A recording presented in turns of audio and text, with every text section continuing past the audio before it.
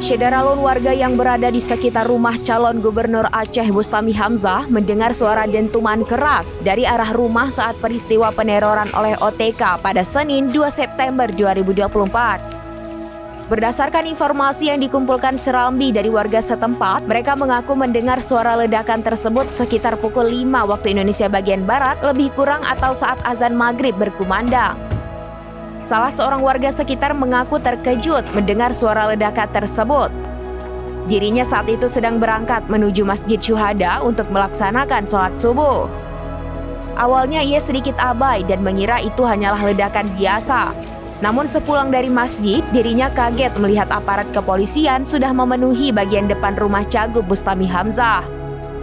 Selain itu, berdasarkan pantauan Serambi di lokasi kejadian, akibat ledakan yang diduga granat dilempar OTK tersebut membuat sejumlah pot bunga pecah dan bercak hitam di dinding garasi rumah milik pria yang akrab disapa Ombus itu.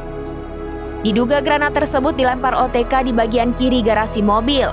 Mobil yang terparkir di sana juga terkena serpihan batu dan tanah akibat ledakan tersebut. Dari Banda Aceh, Indra Wijaya, serambinews.com.